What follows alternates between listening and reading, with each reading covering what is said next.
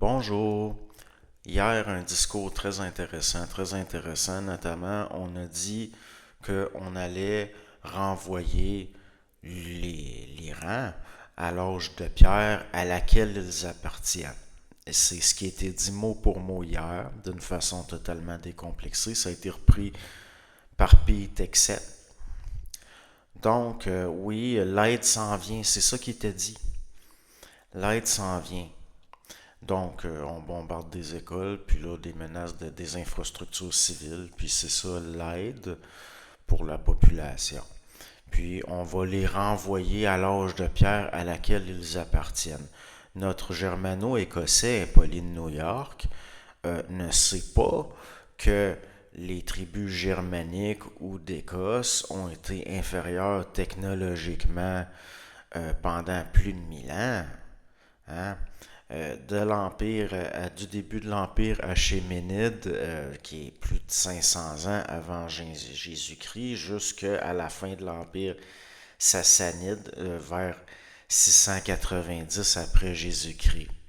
Et qu'il s'agit là d'une civilisation millénaire qui a démontré dans son histoire sa finesse, quand même, son intelligence. On peut considérer que certains mœurs sont durs et puis justement, il faudrait peut-être les considérer, mais que c'est pas incompatible avec une grande civilisation quand même. Donc, qui appartient à l'âge de pierre? Là-dedans, qui sont vraiment, je veux dire, les vrais barbares, dans le fond, que nous le savons, que c'est impossible de l'extérieur d'amener de l'évolutif, de la démocratie en bombardant puis en détruisant totalement tout. C'est d'une stupidité totale. Parce que le but réel, c'était le pétrole. Comme d'habitude, parce que c'est des guerres de l'énergie puis que c'est lié à la finance. Euh, donc, c'est de vraiment prendre les gens pour des cons, mais ces gens-là prennent même leurs électeurs pour des imbéciles parce qu'il a fuité une rencontre qu'il y avait eu avec des électeurs dont il y avait, ben, prenez là, c'est comme on a assassiné l'ayatollah Khomeini, mais c'est qui le chef spirituel aux États-Unis de ce messianisme-là? Parce que là, il y avait qui à cette rencontre-là où Trump l'a avoué que malheureusement, les Américains sont trop impatients. On n'aura pas le temps de prendre le pétrole comme avec le Venezuela, mais maintenant, on contrôle 69% du pétrole, donc c'est pas trop grave. Hein? Qui y avait là? Paula White. Paula White, la grande ministre de la foi qui est une fraudeuse, une gourou sectaire, une maudite folle, je veux dire, qui fait un mélange de pentecôtisme avec des théories totalement ridicules qui nous rappellent les jansénistes avec la doctrine de la prédestination parce qu'elle, c'est la théologie de la prospérité. Puis, empereur au pentecôtiste, elle parle en langue, puis là, elle fait dans le public, là, parce que c'est une télé évangéliste, là, qu'elle se met à radoter là, dans des langues, là, ta ta la pata pou pou pou. Tapez ça. Paula White, talking in tongue.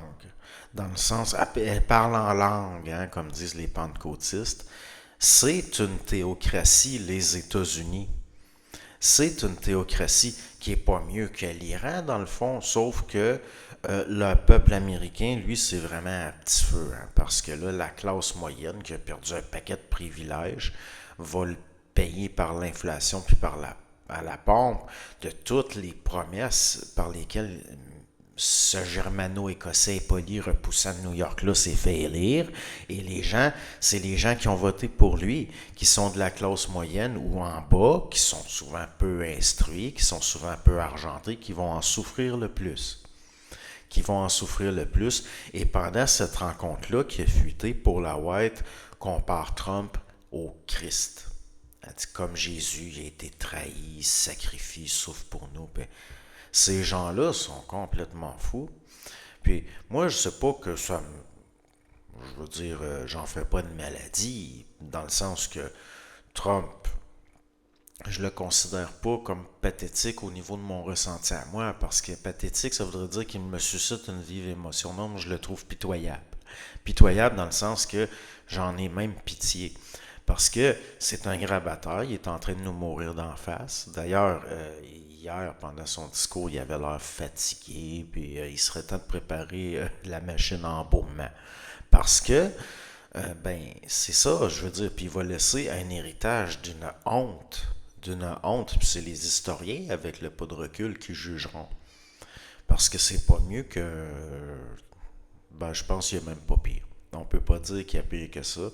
Il n'y a rien là-dedans qui se tient. C'était quoi le but?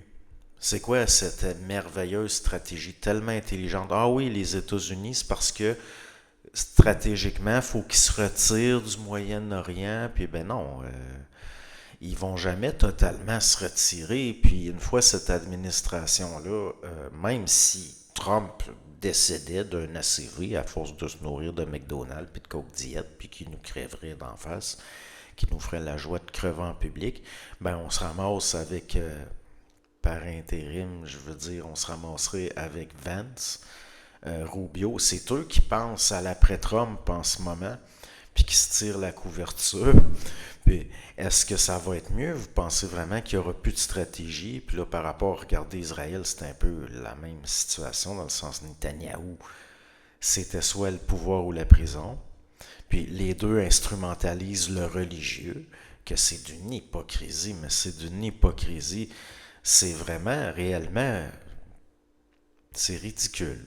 Mais en même temps, c'est tellement tragique de voir l'aide s'en vient. Les Américains n'aideront jamais personne. Jamais.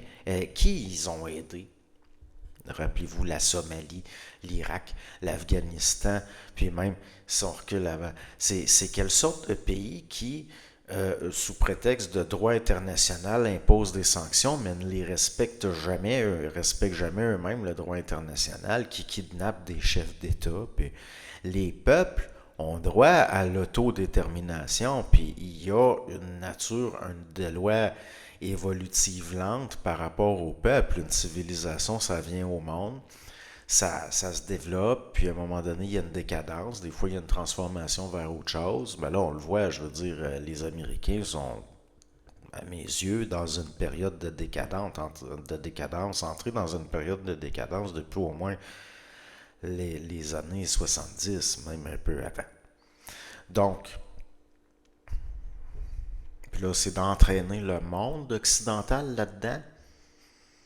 Est-ce que c'est ça que, je veux dire, les autres peuples qui appartiennent à d'autres pays occidentaux, est-ce que c'est ce qu'on veut? Hein? Est-ce que c'est ce qu'on veut?